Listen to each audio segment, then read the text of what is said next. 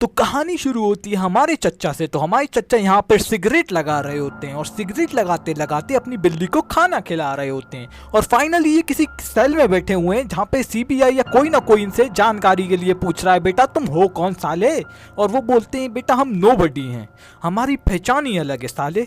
तो यहाँ से स्टोरी चली जाती है फ्लैशबैक में, जहाँ पे हमारे चच्चा की जिंदगी एकदम बर्बाद, मतलब एकदम नॉर्मल हो रही रहती है। हमारे चच्चा के दिन बहुत ही नॉर्मल बीत रहे होते हैं। संडे मंडे ट्यूसडे कब निकल जाते हैं कुछ पता ही नहीं चलता साला। जिंदगी तो रेत की तरह बह रही रहती है, जहाँ पे उनका सीधा सादा काम, मंडे टू सैटरडे काम, संडे टू मंडे काम, ओनली काम काम काम, और वो नॉर्मली जिंदगी बिता रहे रहते हैं। उन फाइनली हमारे चच्चा की जिंदगी में और उनकी फैमिली में 4 मेंबर होते हैं। एक हमारे चच्चा खुद और एक उनकी पत्नी और उनके 2 बच्चे, एक बड़ा बेटा और एक छोटी बेटी। ऐसे ही उनकी जिंदगी चल रही होती है बहुत ही नॉर्मल, के जिंदगी में कोई किक नहीं होती यार। तो फाइनली ऐसा ही होता रहता है। लेकिन एक दिन एक रात उनके घर पे 2 चोर घुस आते हैं और उन्हें देख के वो भी सतर्क हो जाती हैं और जाके फोन लगाने वाले होते हैं पुलिस बाबा को। लेकिन इतने में उन्हें चोर लड़की कहती है, बेटे फोन नीचे रख दे नहीं तो गोली से उड़ा देंगे। की हाथ में गन देख के हमारे भाई फोन नीचे रख देते हैं और उससे बोलते हैं उधर रखा है पैसा ले ले।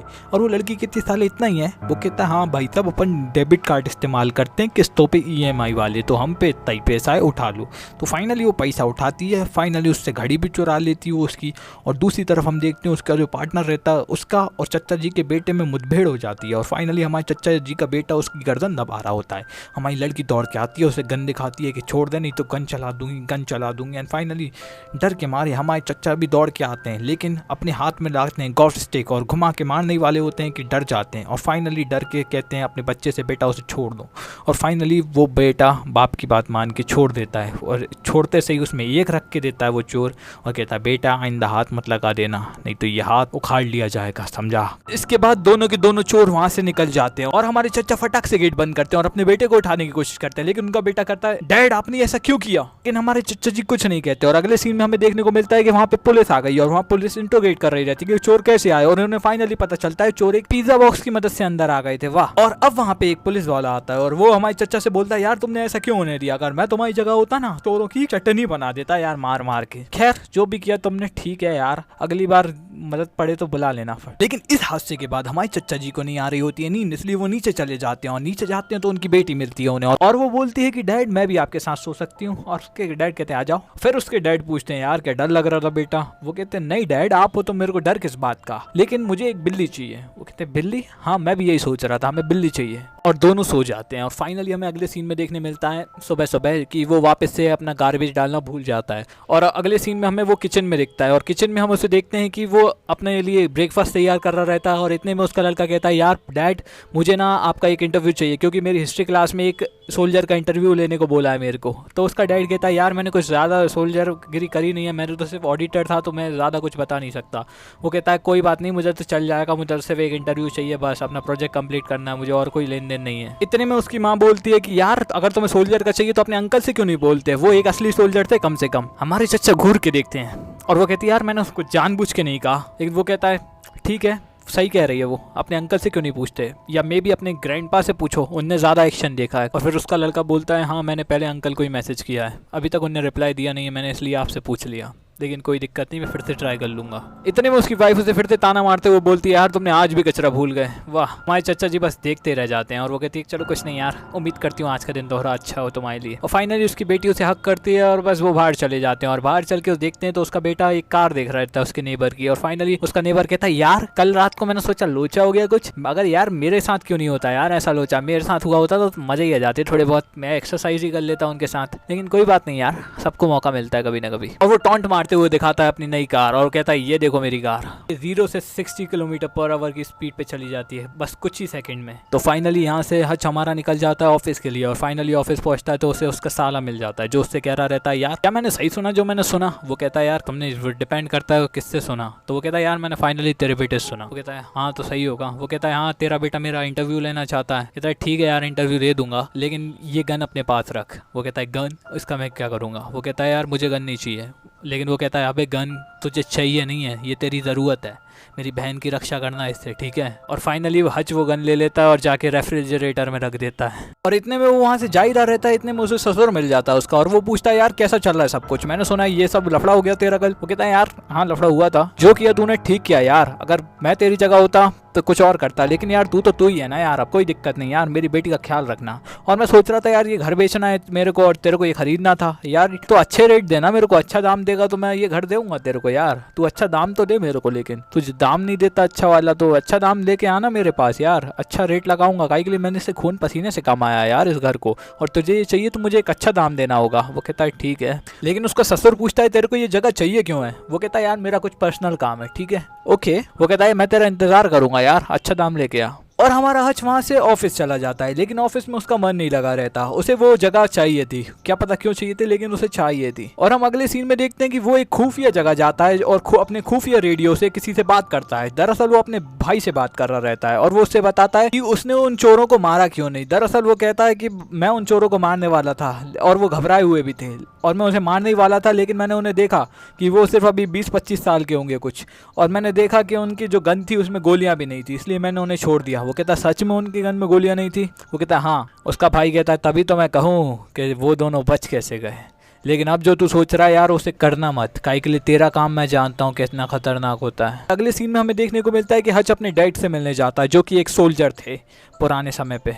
तो वो अपने डैड से मिलने जाता है और डैड से मिलता है, उसके डैड पूछते हैं ये कैसे हुआ। वो कहता है जो हुआ तो हो गया। और हच का डैड उससे बोलता है हच तुझे याद भी है तू कौन हुआ करता था। लेकिन हच वहाँ से चुपचाप अपने घर आ जाता है, और घर आता है तो वो अपनी फैमिली से बात ही कर रहा रहता है। इतने में उसकी छोटी बेटी आती है और वो बोलती है डैड मुझे मेरा किटी ब्रेसलेट नहीं मिल रहा है, वो कहाँ है। हच बोलता है तुमने कहाँ पे रखा था उसे। वो बोलती है मैंने इसमें रखा था, कहीं वो चोर इसे भी तो नहीं ले गए। और हच का सबर का बांध फाइनली टूट जाता है और वो घर से डल जाता है, अपने डैड के घर पे पहुंचता है और वहाँ से उसका डैड के सामान उठाता है और उन चोरों को ढूंढने निकल जाता है। तो फाइनली वो एक टैटू शॉप में पहुंचता है और वहाँ से बोलता है कि मुझे इस टैटू वाले का पता बता दे। और वो कहता है साले तू है कौन। वो कहता है FBI एजेंट। वो कहता है साले ये पुराने कार्ड हमें बता रहा है, वो 20 साल पहले एक्सपायर हो चुका। फाइनली वो कहता है मुझे ठीक ठीक बता दो, और इतने में एक आदमी उसका टैटू देख लेता है और वो डर के मारे छुप जाता है और बाकी के लोग डर जाते हैं। फाइनली टैटू वाला पूछता है सर मैं आपकी कैसे मदद कर सकता हूँ। वो बोलता है मुझे इस टैटू वाले का पता चाहिए। दरअसल ये टैटू वही होता है जो एक चोर के हाथ पे बना रहता है, और ये हच भाई ने तब देख लिया था जब वो चोरी करने आए थे। और फाइनली वो अब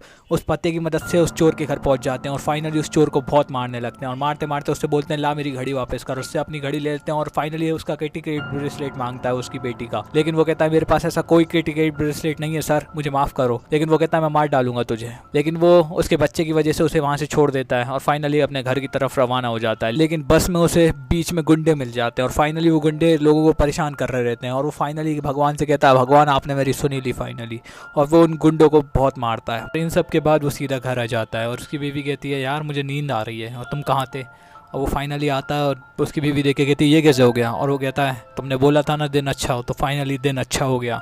वो कहती है ये तो दिख ही रहा है। और फाइनली वो उसकी मरहम पट्टी करती है और उनके बीच आपस में कुछ बात होती है। वो एक दूसरे से बात करते हैं कि यार हच कहता है मैं तुम्हें बहुत मिस करता हूँ यार, तुम मेरे पास होके भी मेरे से कितनी दूर हो। वो कहता है हमारे में अब पहले जितना प्यार नहीं रहा, ऐसा क्यों। बैका के पास कोई जवाब नहीं होता और हच वहाँ से सोने चला जाता है। लेकिन बैका को अब रियलाइज होता है वो सच कह रहा था और फाइनली वो रोने लगती है। और हम दूसरी तरफ देखते हैं तो वहाँ पर हमें दिखता है यूलियन, एक रशियन मॉब गैंगस्टर। बेसिकली ये एक ड्रग माफिया का लीडर होता है जिसे आर्ट कलेक्शन करना पसंद होता है और बाकी ये बार्स में जाना काफी पसंद होता है इसे। तो फाइनली ये बार में जाता है, नाश्ता गाता है और फाइनली इसे एक आदमी पसंद नहीं आता और लोग उससे कहते हैं यार तेरे लिए सबने ताली बजाई सिवाय एक के, तो यार क्या करेगा तू उसका। और फाइनली उसे मारने लगता है वो, और उसे मार मार के उसे खत्म कर देता है वहीं। और कहता है अब कैसा रहा। वो कहता है अरे मैंने तो ऐसे ही मजाक में कहा था। वो कहता है मजाक मेरे लिए मायने नहीं रखता। इतने में उसे फोन आता है हॉस्पिटल से कि भाई उसका जो छोटा भाई है टेडी वो बहुत ही ज्यादा सीरियस है, क्योंकि हच ने जैसे मारा था उसमें से एक टेडी भी होता है। तो फाइनली उन लोगों में से टेडी भी होता है और वो बहुत ही ज्यादा सीरियस होता है। और यहाँ पर यूलियन बहुत रो रहा होता है टेडी को देख के, और वो डॉक्टर से पूछता है ये क्या वापस चल पाएगा। डॉक्टर कहता है बहुत मुश्किल है, शायद नहीं। और वो वहां से रोते रोते चला जाता है और वहां से कुर्सी उठाता है और उनके साथियों के ऊपर एक कुर्सी फेंक के मारता है। कहता है सालो तुम बस में कर क्या रहे थे? वो कहता है यही ऐसे ही काम कर रहे थे कुछ। और वो कहता है तुझे किसने मारा, बता मेरे टैडी को किसने मारा? वो कहता है एक आदमी ने। वो कहता है एक आदमी? और वो उसे वहीं पे मारने लगता है। कहता है साले एक आदमी, मुझे पागल बनाते हो? एक आदमी कहीं मार सकता है इतने लोगों को? वो कहता है एक ही आदमी था वो भाईजान, एक ही आदमी था। वो नहीं मानता। दूसरा साथी कहता है उनका एक ही आदमी था और तुम इतना ज्यादा चिल्ला चोट क्यों कर रहे हो? तुम्हें तो वैसे भी टैडी नापसंद था ना यूलियन। और यूलियन कहता है हाँ मुझे नापसंद था, लेकिन वो मेरी एक फैमिली का हिस्सा है और फैमिली फैमिली होती है। और वहां से वो पूछता है अगर किसी के पास है उसका पता कुछ, हम कैसे जानेंगे उसे? तो फाइनली वहां से तीसरा वाला साथी उसे एक मेट्रो कार्ड देता है। वो मेट्रो कार्ड लड़ते समय हज के जेब में से गिर गया था और वही मेट्रो कार्ड उन्हें मिल जाता है। और हम देखते हैं हज की जिंदगी पूरी तरीके से बदल चुकी होती है। उसकी जिंदगी में एक्साइटमेंट भर चुका होता है क्योंकि अब वो अपनी जिंदगी पूरी तरीके से जीने लगता है। उसकी फैमिली भी उसे इज्जत देने लगती है और वो भी बच्चे को इज्जत देने लगता है। तो उसके बच्चे भी उससे अच्छे से बात करने लगते हैं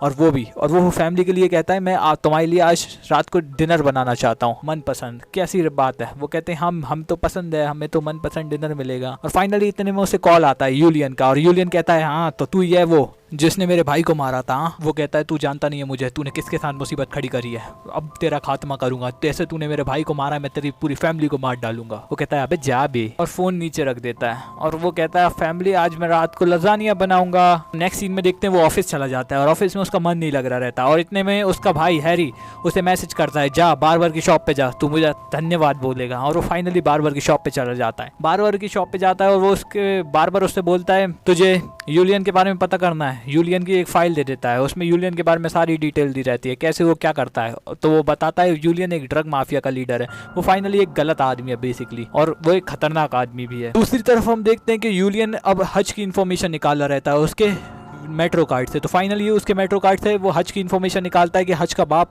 एक नर्सिंग होम में रहता है। और फाइनली वो कहता है इतनी डिटेल काफ़ी नहीं है। फाइनली वो लड़की अब उसी कंपनी में, जिस कंपनी में हमारा हज काम करता है, उसके मैनेजर को ब्लैकमेल करती है ताकि वो हज के फाइल्स दे दे उसे। तो बेसिकली वो ट्राई करता है हज की फाइल निकालने को कंप्यूटर को, लेकिन वो डिनाइड हो जाता है। तो वो फाइनली अंदर बेसमेंट में जाता है और उसकी फाइल निकाल के लाता है और फाइनली उस लड़की को दे देता है। और उस लड़की को जैसे ही पता चलता है वो कौन है, वो डर के मारे वहां से भाग जाती है और भाग के वो सीधा पहुंचती है यूलियन के पास और यूलियन को वो फाइल दे देती है और कहती है मैं काम छोड़ के जा रही हूँ, मुझे पैसे भी नहीं चाहिए। यूलियन जब वो देखता है कि वो कौन है तो वो भी शौक में आ जाता है। वो कहता है यार इसी से लफड़ा होना था। लेकिन फाइनली वो अपने गुंडों से कहता है कि अब मुझे वो जिंदा चाहिए। उसी तरफ हम देखते हैं तो हज और उसकी फैमिली अब डिनर कर रही होती है और वो फाइनली लजानिया खा रहे रहते हैं। लेकिन इतने में हज बाहर देखता है तो बाहर उसी यूलियन की कार खड़ी रहती है। फाइनली उन गुंडों की कार खड़ी रहती है और वो अटैक करने आ रहे होते हैं। और हमारा हज अब जल्दी से अपनी फैमिली को बेसमेंट के अंदर छुपा देता है जहाँ उसने सीक्रेट रूम बनाया रहता है। और फाइनली वो कहता है यहाँ से बाहर मत निकलना जब तक मैं ना कहूँ, और पुलिस को फोन मत लगाना। और फाइनली अब उनके और गुंडों के बीच में लड़ाई झगड़ा चालू हो जाता है। और फाइनली हमारा हज काफी कोशिश करता है उन्हें मारने की, लेकिन उसे एक करंट का झटका दे देता है टेजर गन से। और फाइनली वो उसे बेहोश करके कार में पकड़ लेते हैं और उसे यूलियन के पास ले जाने लगते हैं। लेकिन हमारे हज को कार में होश आ जाता है और फाइनली वो अपनी हथकड़ियाँ जिसे वो बांधा रहता है उसे कैसे भी करके निकाल लेता है हाथ, और फायर एक्सटिंग्विशर चला देता है कार में, जिसकी वजह से कार का एक्सीडेंट हो जाता है और बाकी सारे 3 लोग मर जाते हैं। लेकिन हमारा हज बच जाता है और वो फाइनली कहता है यार मैंने एक काला रशियन पहली बार देखा है। पैवेल कहता है कि यार मुझे ये बहुत बार सुनने को मिला है, लेकिन तू मुझे ये बता कि तू साले है कौन। और वो बोलता है यार लॉन्ग स्टोरी शॉर्ट में बताता हूँ, मैं एक इंटेलिजेंस एजेंसी के लिए काम करता था, लेकिन उनने मेरे को कभी उस लायक नहीं समझा, उन्होंने मेरे को छोटे काम दिए। तो मैंने बोला यार तुम्हें अरेस्ट करने के लिए तुमने मेरे को कोई बंदे नहीं दिए, तो मैं फाइनली अब किसी बंदे को अरेस्ट होने नहीं दूंगा। मैं ही पैवेल मर जाता है और हज वहां से अपनी डैड को फोन लगाता है, कहता है अब चौकन्ने रहिएगा, काहे के लिए मेरे पे अटैक हो चुका है, आप पे भी अटैक हो सकता है। और हमारा हज भाई अब दौड़ लगा के जाता है घर पे, और घर पे जाके और देखता है पूरे रूम को तो तहस नहस हो चुका होता है और वहाँ पे कपड़े चेंज करता है और फाइनली अपनी फैमिली को बाहर निकालता है और उन्हें एक सेफ जगह पे जाने के लिए कह देता है। फाइनली अपने वो घर में घुसता है और फाइनली उसका बचा हुआ जितना भी कैश या और जितना भी गोल्ड रखा होता है वो सारा वहाँ से ले लेता है और पूरे घर में आग लगाने वाला होता है। दरअसल वो किसी भी सबूत को बचने नहीं देना चाहता और वो कहता है तुम्हारी हड्डियाँ तो 1500 डिग्री सेल्सियस पे खत्म ही हो जाएंगी, तो तुम्हारा कोई सबूत नहीं बचने दूंगा मैं। लेकिन इससे पहले वो उन लोगों को खत्म करता आग में जला के। वो कहता है कि मैं चलो तुम्हें अपनी पुरानी स्टोरी बताता हूँ यार। वो कहता है तुम मेरे भाई हो। ये कहानी बहुत कुछ चैप्टर पहले की है। जब मैं यूएस इंटेलिजेंस एजेंसी के लिए काम करा करता था तब मैं एक असासिन था जो लोगों को मारता था, क्योंकि यूएस गवर्नमेंट जिन्हें नहीं पकड़ पाती थी उन्हें पकड़ के मैं मारा करता था। लेकिन एक दिन मेरे को एक एलन नाम का बंदा मिला। मेरे को लगा था मेरे को तो उसे नॉर्मली मारना था, क्योंकि एलन ने $3 मिलियन चुराए थे यूएस गवर्नमेंट से, तो मेरे को उसे सीधा मारने का बोला था और मैं उसे मारने वाला था। लेकिन इस बार मैंने उसकी स्टोरी सुनी और वहाँ पे मेरे को एक ऐसा बंदा मिला जो अपनी मिस्टेक सही में सुधारना चाहता था। उसकी कुछ गलतियाँ थी वो सच में सुधारना करना चाहता था और उसे सही से करना चाहता था, अपनी ज़िंदगी को बदलना चाहता था। तो मैंने भी सोचा यार एक बार इसे मौका दे के देखता हूँ, और मैंने उसे मौका दिया। और मैंने कुछ 10 साल बाद वापस उससे जाके देखा तो मेरे को लगा नहीं था ये होगा। मुझे लगा वापस वो वैसे काम करने लगा होगा हरामी वाले। मैंने जब देखा तो उसके पास पूरी एक फैमिली थी, 2 बच्चे थे, एक कुत्ता था, और फाइनली वो बहुत खुश था उसकी लाइफ में। मेरे को वैसे जेलसी नहीं होती, लेकिन उसे देखने के बाद मुझे भी जेलसी होने लगी, और फाइनली मेरे को भी वही सब चाहिए था जो उसके पास था। तो मैंने वो अपना काम छोड़ा और मैंने भी वही सब कर लिया। मुझे लगा उसमें खुशी है, लेकिन वो सुनारा रहता है कहानी, लेकिन इतने में वो सारे लोग मर जाते हैं। और वो वहां से अपने जरूरी सामान उठा के, फोटोज उठा के और अपना किटी कैट ब्रेसलेट उठा के अपने घर में आग लगा देता है, और फाइनली अपने पड़ोसी की गाड़ी चुरा के वहां से निकल जाता है। और हम अगले सीन में देखते हैं कि यूलियन के भेजाए हुए 2 गुंडे पहुंचते नर्सिंग होम हच के डैड को मारने के लिए, लेकिन हच के डैड बहुत शाणे होते हैं और वो फाइनली उन दोनों को मार डालते हैं। और हम अगले सीन में देखते हैं कि हच चले जाता है उसके ससुर के घर पे और उससे कहता है ये पकड़ मेरा ऑफर और देख मेरे को ये जगह आज के आज खाली चाहिए। और उसका बेटा कहता है नहीं, हम ये खाली नहीं करेंगे, ये हमने खून पसीने से कमाई है। लेकिन हमारा हच कहता है साले ले, उसमें एक घूसा रख के देता है और कहता है अब शांति से हट जाना यहाँ से, मेरे को लफड़े नहीं चाहिए। और वो फाइनली वहां से चला जाता है, फाइनली अब वो जगह उसकी हो गई। और दूसरी तरफ हम देखते हैं कि यूलियन को ये सब पता चल गया है कि उसके सारे आदमी मारे जा चुके हैं, और वो बहुत ही ज्यादा दिक्कत में आ जाता है। और वो अब कहता है कि मुझे अब सारे के सारे आदमी इकट्ठे चाहिए एक जगह पे, पूरे आदमियों को इकट्ठा करो। और हच यहाँ पे हमारा समझ जाता है कि अब अटैक बड़ा होने वाला है, इसलिए वो फाइनली प्लान करने लगता है और अपनी सारी चीजें प्लान कर देता है कि उसे कैसे किधर पे अटैक करना है। और वो फाइनली उस बेसमेंट को लेके उसमें पूरे में ट्रैप ही ट्रैप बिछा देता है, काहे के लिए अब यूलियन के जब लोग आए वो उसे खत्म कर सके। तो फाइनली वो सब में ट्रैप बिछा देता है और इमीडिएटली वो अपने भाई को रेडियो से बात करता है और रेडियो पे उससे मदद मांगता है कि वो उसकी मदद करे, लेकिन वो मना कर देता है। वो कहता है मैं तुम्हारी मदद नहीं करूंगा, तुमने फालतू में उससे झगड़ा लिया है। और हमारा हज वहां से बिना कुछ कहे सीधा चला जाता है उनके ऊपर अटैक करने, और फाइनली वो पूरे ऑब्स्टेक में हमला कर देता है, अटैक कर देता है, हर एक को मारने लगता है, वो सबको मार देता है। और फाइनली जो पैसे रखे रहते हैं उनमें भी आग लगा देता है वो, और जितनी भी आर्ट पेंटिंग यूलियन के पास थी उसमें भी सब में आग लगा देता है। और फाइनली सीधा चला जाता है यूलियन के पास जहाँ वो अपना शो कर रहा रहता है, और शो में उसके सामने जाके बैठ जाता है। यूलियन जब ये देखता है और वो फाइनली शॉक हो जाता है और उसके पास आता है, और यूलियन और उसके आदमी उसे घेर लेते हैं और कहते हैं यहाँ तुम्हारे आने का कोई बड़ा मकसद होगा, है ना। वो कहता है नहीं, मैं तो सिंपल शो देखने आया हूँ। वो कहता है शो देखने, मुझे पागल समझता है, सही सही बता तेरा कारण क्या है। इतने में हमारा हच हाथ ही हिलाता है, इतने में उसके सारे लोग उस पर गोलियां तान देते हैं और कहते हैं जरा इंच भी मत हिलना। और वो धीरे से अपना रुमाल हटाता है, और रुमाल हटते से वो देखते हैं कि हच के हाथ के नीचे एक बॉम्ब रहता है जो उसके हाथ से कनेक्टेड रहता है, और वो फाइनली डर जाते हैं। हच कहता है मुझे तुमसे कुछ अकेले में बात करनी है, और वो फाइनली हच उससे बात करता है, और हच उससे कहता है कि मेरे पास 2 ऑप्शन है और तेरे पास भी। मेरी एक साइड तो कहती है कि ये सब अभी के अभी खत्म कर दूं, और दूसरी साइड कहती है रहने दूं यार, तेरे को एक और मौका दूं ताकि तू वापस से अपना जो कुछ भी गया है तेरे पास से वो सब कुछ बना सके। वो कहता है बना सके, तेरा क्या मतलब है। वो कहता है मैंने सब कुछ खत्म कर दिया। वो कहता है क्या। वो कहता है तेरा ऑफ ट्रैक। कहता है क्या किया तूने उसको। कहता है सब कुछ जला दिया मैंने, तेरी आर्ट डिजाइन सब कुछ खत्म कर दिया मैंने। और यूलियन वहां चिल्लाने लगता है कैसा तूने ये क्या किया। वो कहता है मैंने किया, तूने भी तो मेरे घर पे हमला किया था और तेरी वजह से मेरे घर को आग लगाना पड़ा मुझे, और अभी भी तेरे पास सिर्फ 2 ही मौके देता हूँ मैं तेरे को, ध्यान से सुन। तेरे पास पहला ऑप्शन है या तो तू मेरा पीछा अभी आए कर, और या मुझे मार के अपना एम्पायर वापस बना। वैसे एम्पायर तेरा बचा ही कहाँ है जो तू बनाएगा। और दूसरा ऑप्शन ये है कि तू यहाँ से कहीं दूर चला जा किसी आइलैंड पे, और अपना वहीं पे एक बार खोल और वहीं पे अपना काम धंधा कर, और मेरे से हमेशा के लिए दूर हो जा। और यूलियन इसके बारे में सोचने लगता है। इतने में हमारा हच उठ के वहां से चला जाता है और फाइनली जाके कार में बैठ जाता है और फिंगर क्रॉस करके बैठ जाता है। वो चाहता है कि अब यूलियन उसका पीछा करे, और फाइनली ऐसा ही होता है। यूलियन उसके पीछे चला जाता है और कार चेसिंग होती है, और फाइनली गोलीबारी होती है काफी, और फाइनली वो पहुंच जाता है हच अपनी बेसमेंट पे जहाँ पे उसने प्लानिंग कर रखी थी उस पे अटैक करने की।